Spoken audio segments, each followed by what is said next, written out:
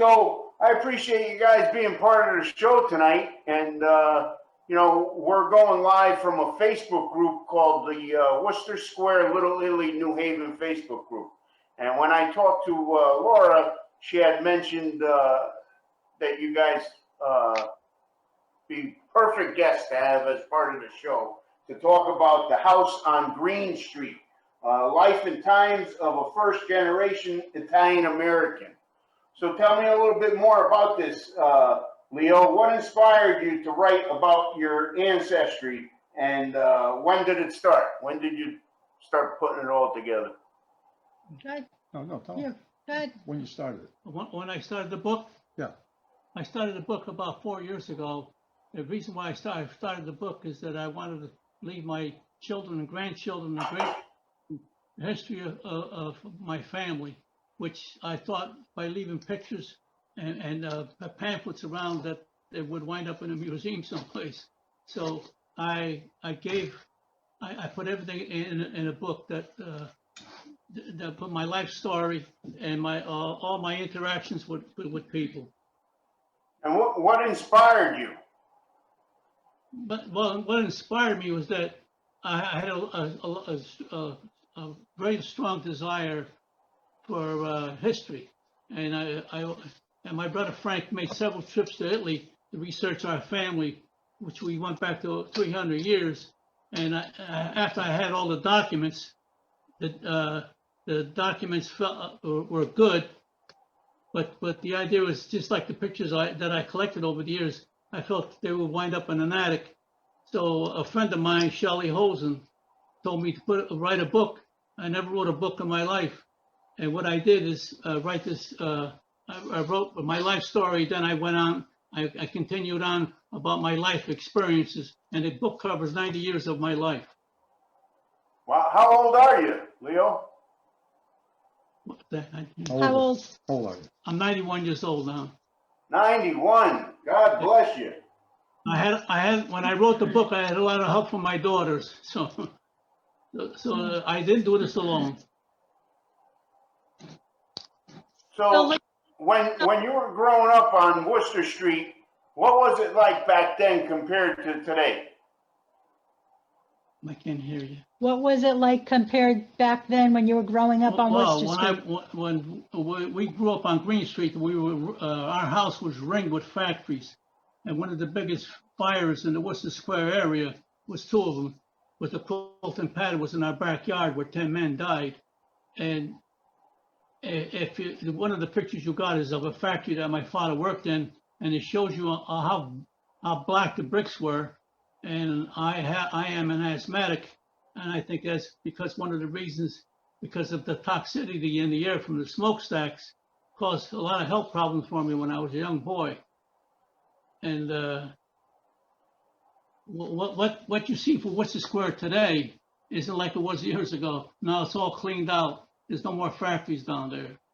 So there was factories on Worcester Square? Yes, the main part of the industrial part of Worcester Square covered from Chestnut Street to to East Street, and from Water Street to St. John Street. So we were in the heart of the industrial part of Worcester Square. There were parts of Worcester Square which were very residential, but they too suffered the air that the factories emitted, or the foul air. And we had to put up with the shops running 24/7, especially during the war. So can you see the screen here? Yes, I can see the screen. What is this picture that we're looking at? All we could see, Marty, is the thumbnails. We can't see the enlarged picture yet. Okay, it's Sargent and Company Hardware.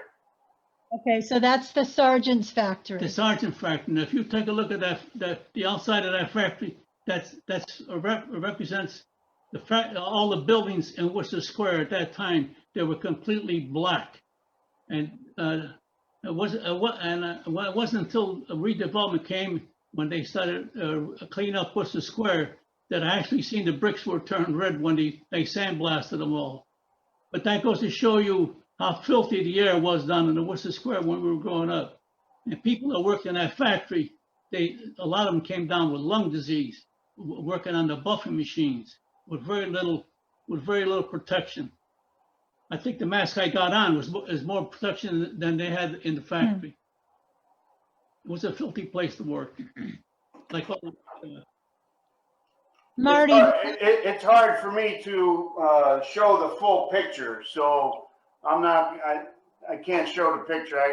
I'm still learning how to do this Zoom. So okay, all right. Marty, I want to focus in on the map behind Leo and Frank. I'm going to show you this map behind us.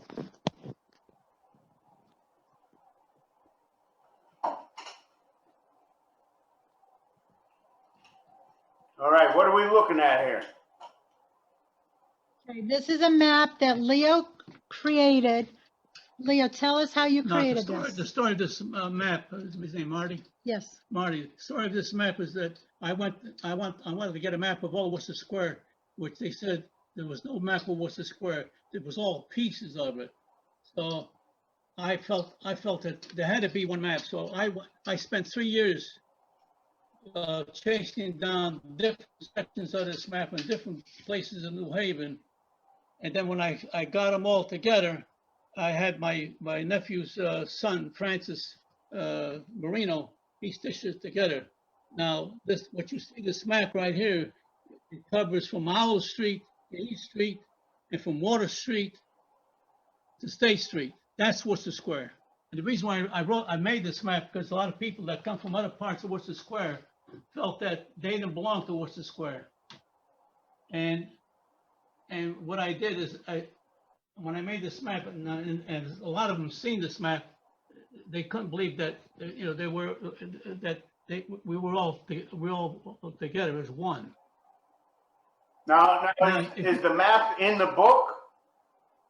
No, the map is about 5 feet by 5 feet. It's very large. Oh, wow. Hang it up on the wall. It's for a wall. And is that displayed anywhere, or is that in your house only? Leo gave a copy of it to the Ethnic Heritage Center, to the Italian American Historical Society.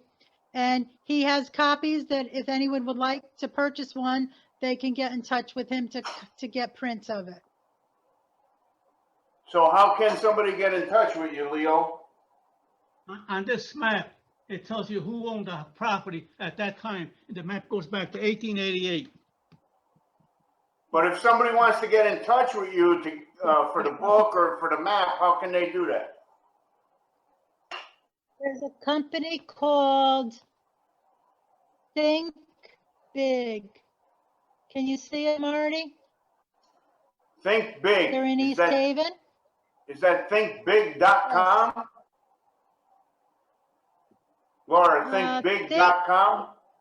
It's bigprintsct.com. East Haven. They're in East And Haven. that's how you can get a copy of the map? Correct. It's bigprintsct.com. Okay. And the map is Worcester Square, 1888. Oh, it's backwards. Sorry. No, it's good. It shows it's good. Yeah.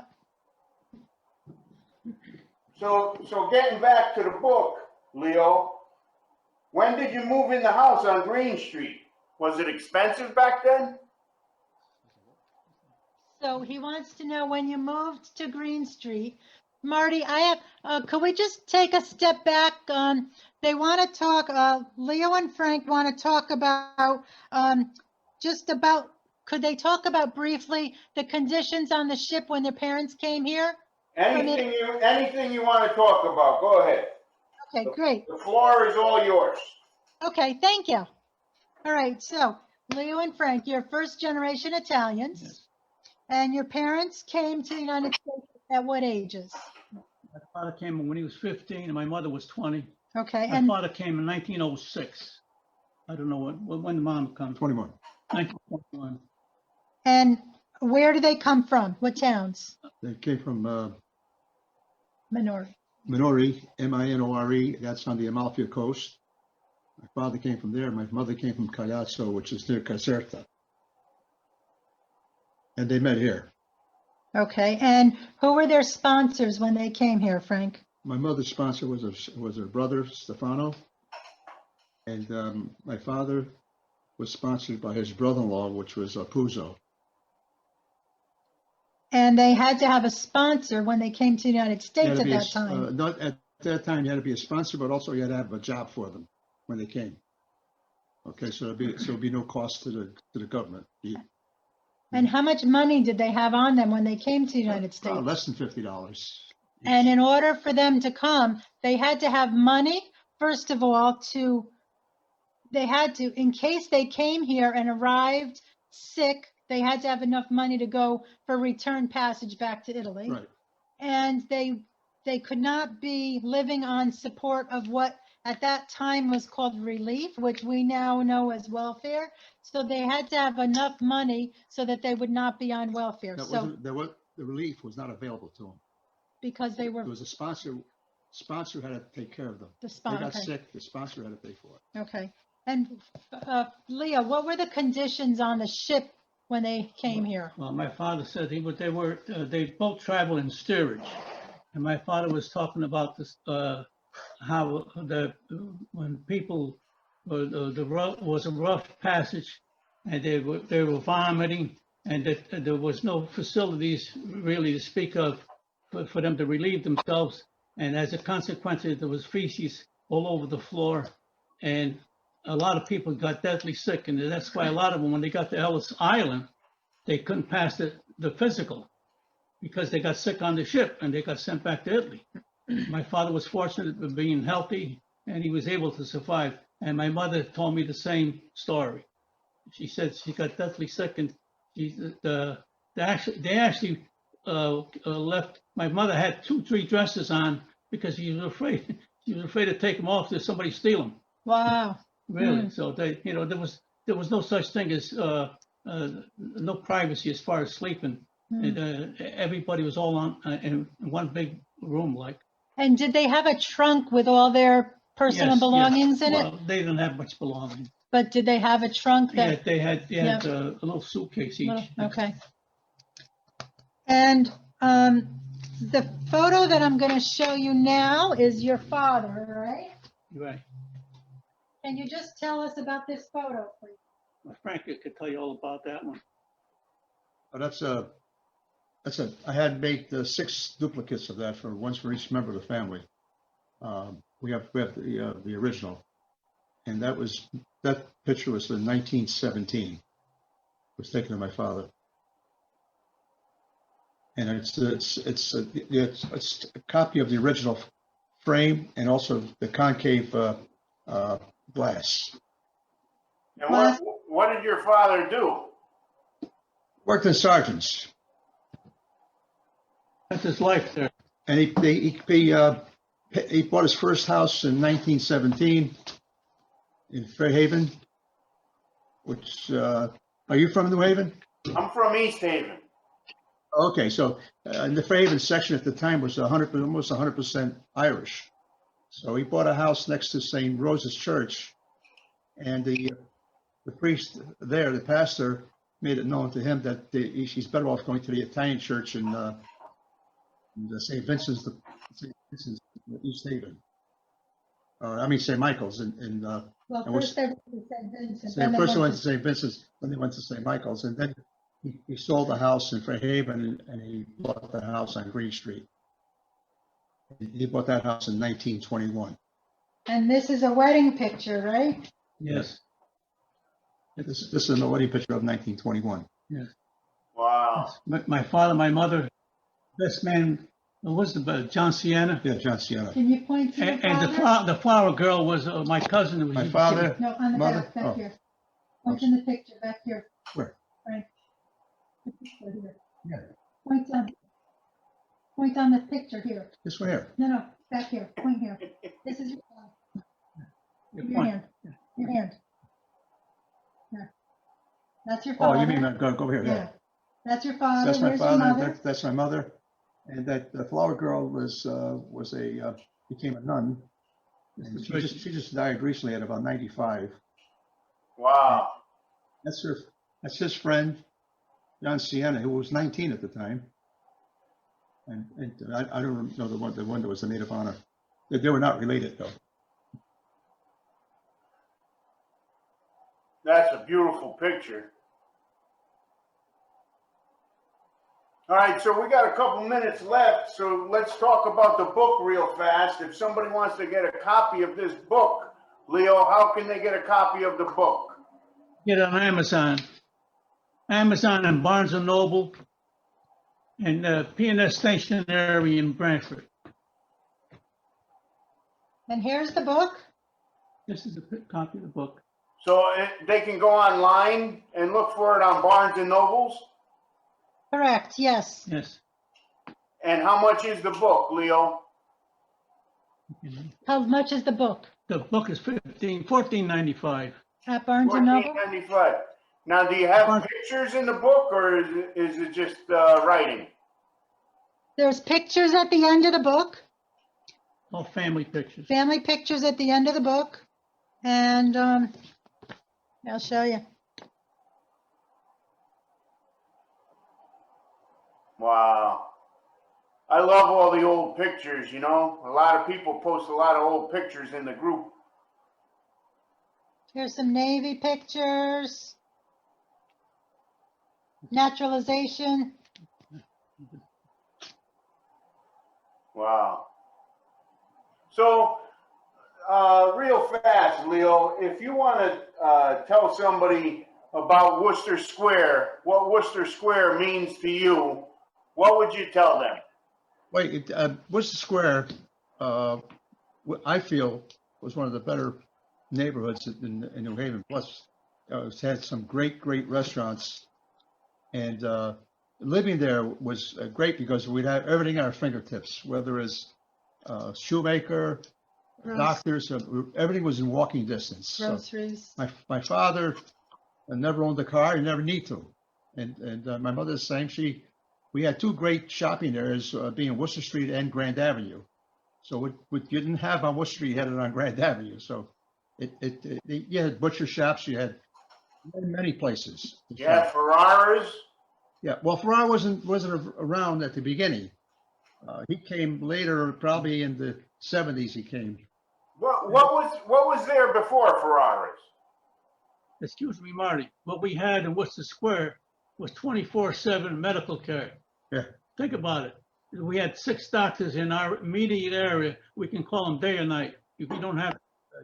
Oh yeah, what was in for Ferraris? I forgot which store was there. Mohegans. There was a store called Mohegans. It was a grocery store.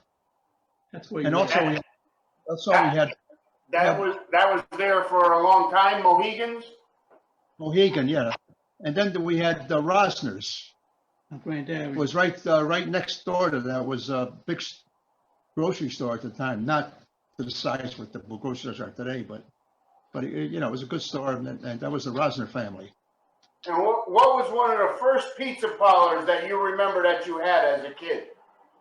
Well, the Pepe's is the one that everybody knows, and Sally's came later.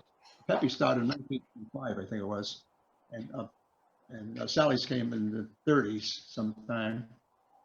But there was Coco's over on St. John Street. There was many pizza places. There was Sarno's, it was right across the street from Pepe's, and there was what's the one that was next door to Buncamaiello? The Spot. There was a Spot, a pizzeria that was owned by the Buncamaiello family, and that was a great pizza place. That's right. The building is still there. It was renovated by Pepe. He bought that building. The family did. Well, Marty, if I may mention, we had the New Haven Boys Club, which was a godsend for young people growing up in the neighborhood. Young boys. because that's where we took our showers. And we had a public bathhouse on St. John Street where everybody in the neighborhood used to go take their showers because living in the cold water flats, nobody had showers or tubs. Wow. The Boys Club was a savior to us. And where was the boys' club? The building is still there. It's on Jefferson Street, in between Lyon and Grand Avenue. And where do you guys live now? Are you still in New Haven? Where do I live? Yeah, where do you guys live now? I live in East Haven and Leo lives in Branford. It's a lot different now than what it used to be, huh? Everything's different. Nothing stays the same. Dick Lee, who was the mayor of New Haven, and the redevelopment totally destroyed Worcester Square. He should have renovated it, not bulldozed it down. That's but he bulldozed it down, as he did in many places. He was the force, I think, that brought 91 right through the heart of Worcester Square. It was a killer. He wanted to flatten all of Worcester Square out, which would have taken down a lot of the mansions and the buildings that you see today in Worcester Square. Actually, it was the New Haven Historical Society that stopped them. Right. Really? If it wasn't for them, he would have bulldozed everything down. Wow. Yeah. Well, I'd like to thank you guys for being part of the show tonight. Is there anything else you'd like to touch on before we say goodnight? I think we're good. We're good. I think we're good. I'm going to have to go to Amazon and get myself a copy of that book. Okay. Well, Marty, thank you very much. Our guests appreciated it. Yep. We'll see you later. Yeah, I really enjoyed having you guys. I really like hearing about the history of New Haven, you know, and you guys, you were part of it. So thank you guys so much for being part of the show. Marty, it's all in that book. I'm going to have to get a copy. Great. And then if I get to meet you, you can autograph it for me. Yep, they will. All right. You guys be safe out there, okay? Okay. Thank you. Bye now. Buonanotte. Laura, Laura, thank you so much for taking time out of your schedule to be part of the show tonight. Really appreciate it. Oh, you're welcome, Marty. Stay well. Okay, Avoid stay all- safe. Okay, take care. Bye.